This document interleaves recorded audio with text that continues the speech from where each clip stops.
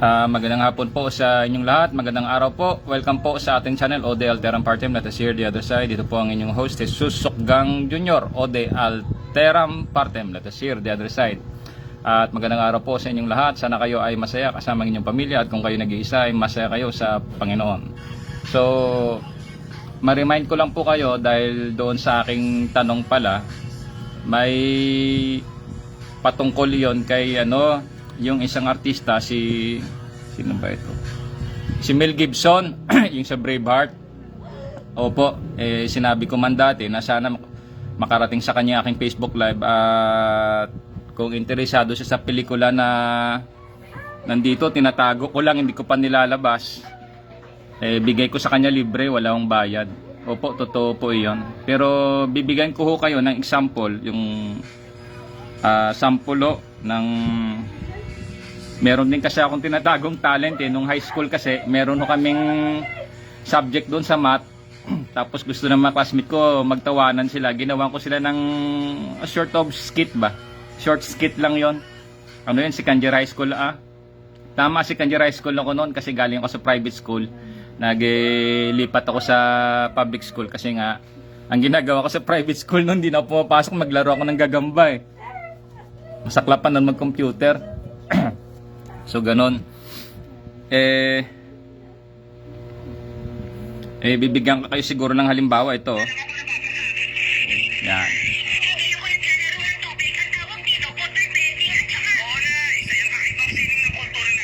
So water bending, no? So para bang gagawa tayo ng dalawang karakter. Masyado na akong malakas sa mundo ng mga tao. Wala na akong makahanap na katapat dito. Bakit wala ka namang mahanap na kadapat? Abay tatang, wala na hong makatapat sa aking kalakasan. Lahat to ay tinibag ko na. Tinalo ko na po. Kailangan ko nang pumunta sa mundo ng mga espiritu. Kasi wala na akong katapat dito sa mundo ng mga tao. Abay iho, pag-isipan mo muna ng makailang beses dahil sa mundo ng mga espiritu matitindi ang iyong makakalaban. Ganun ba? Yun nga ang aking gusto. Para may pakita ang aking kalakasan. Ang aking nakatatagong 100%. Iho, ako'y tumanda na sa mundong ibabaw. Marami na po akong nakita na nagsabi ng ganyan, ngunit sa bandang huli, sabi nga sa Tagalog, ang pagsisisi ay sa huli. Hindi po ako natatakot, tatang. Ako po'y nakahanda. Yung aking nakatagong 100% ay hindi pa po nakikita. Tika matanong ko lang, ano po ba ang iyong kapangyarihan? Tatang, ako po ay isang pinakamalakas. Binabalik ko po lahat. Pati po ang taong pinakamalakas na nagpalambot ng bato ay tinalo ko. Paano mo siyang tinalo? Abay, nagharapan kami. At nagpangbuno. At tinalo ko po siya. Tinanong ko siya muna bago ko siya tinalo. Ikaw ba ang taong nagpalambot ng bato?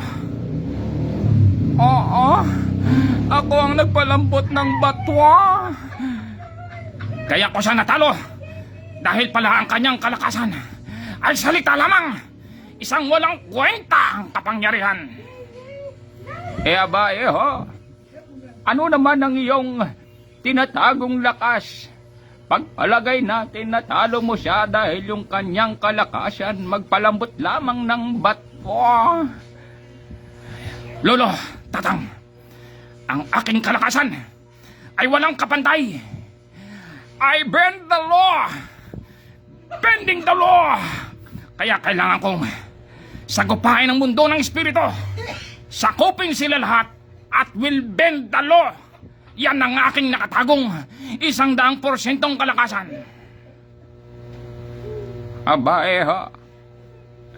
Talagang magaling ka talaga.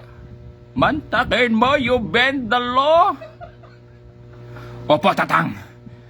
I bend the law. Tatang. At hanggang dyan po nagtatapos ang ating maiksing palabas. Dahil siya po ay tatakbo na sa mundo ng mga espiritu. Haharapin niya doon ang pinakamalakas. Dahil po, siya ay bending the law. Yan po. At yan po nagtatapos ang ating short film. At antabayanan niyo po ang kabanata at ang karugtong ng 100% bend the law. Sana po kayo ay natuwa, masaya, dahil po mag-weekend na. Enjoy your weekend po. Happy weekend sa inyong lahat. At magandang araw po. Tandaan nyo po, gagawa din po ako ng mga pelikula. Pasample lang po iyan. At gagawa din po ako ng mga maraming boses. Siguro yung ventriloquist, ano? Kanta! Mga ganon ba, no? Kanta! Ganon, no? Ventriloquist. Hindi mo alam kung saan pupunta! Yeah, ganon. Slayer! Hindi mo alam kung saan pupunta! Yan, takot pati gagamba, oh. Tumalon. So, magandang araw po sa inyong lahat. Sana nag-enjoy kayo sa ating maiksing palabas. At inspired po ako kasi po marami po dito tulad yan, waterbender. Ano yun po yan sa mga cartoons po yan sa Avatar. Binibend po nila yung apoy, yung tubig, yung hangin, yung lupa. Yun ang matitinding waterbender, yung mga bending skills na, no. Pero pabiro man po ito o sarcasm. Meron din hong mga malalakas dito sa mundo o sa ibabaw ng mga tao na bend the law. Ganun, no. At kung pabiro man po iyan, may tamaan man, bato-bato sa langit, tamaan talaga. Abay, tamaan talaga. Siguro sa sunod gagawa ako ng mga segment, ano, no, mga cartoons ba. Inspire ko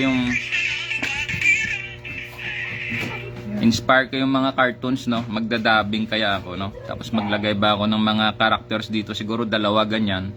Hanapan ko ng ano to. Ilabas ko yung talent ko na pagka ventriloquist ba. Awaya ba? Saan ka uunta? Hindi ko na ako nakikita. Ako'y lalayo na! Ganun ba, no? Mga ganun mga boses, no?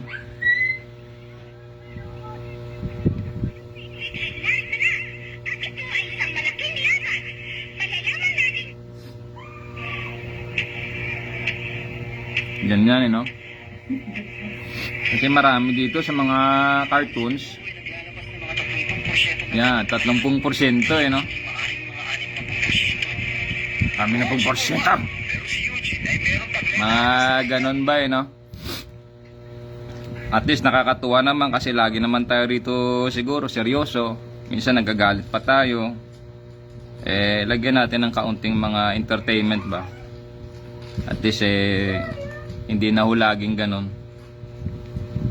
na puro seryoso. Meron naman kahit papano, syempre. Lagyan din natin ng mga pabiro ba.